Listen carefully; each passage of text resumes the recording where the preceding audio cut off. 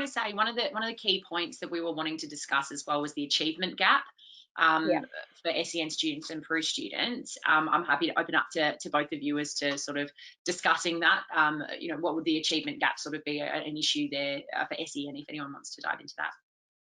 Yeah, I mean, for SEN, again, I was speaking to Deputy Head the other day, and they've just recently reopened the school for all students.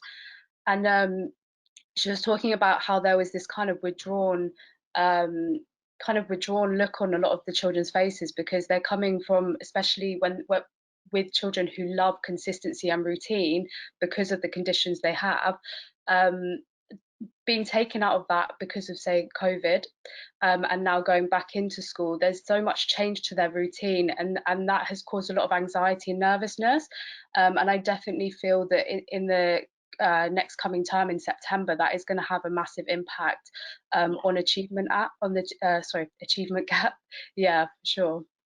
Yeah, I think just speaking about that as well, and I think that will be the same. It will apply the same as well to PRU settings too. Um, Yeah, there's obviously been an existing achievement gap regardless throughout this. It comes from for students within an SEN setting that there is developmental concerns that will prove that there. But yeah, obviously working towards to ensure that you can try and shrink that gap. You want to be doing all you can and making sure that the children can achieve as best as possible within the capacity that they can.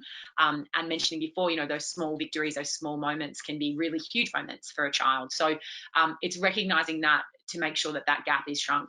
With the PRU setting as well, very similar to, and again, it is, children that are in PRU settings, they have an additional level of stress, I guess, that they still need to be able to achieve within the mainstream setting, because the aim is to get them back into that. So PRU settings, there is going to be that need to focus on the social and emotional, but you will still have that expectation of being able to assist them to keep up with that work, to ensure that that achievement gap again continues to shrink, because it can be a real challenge there.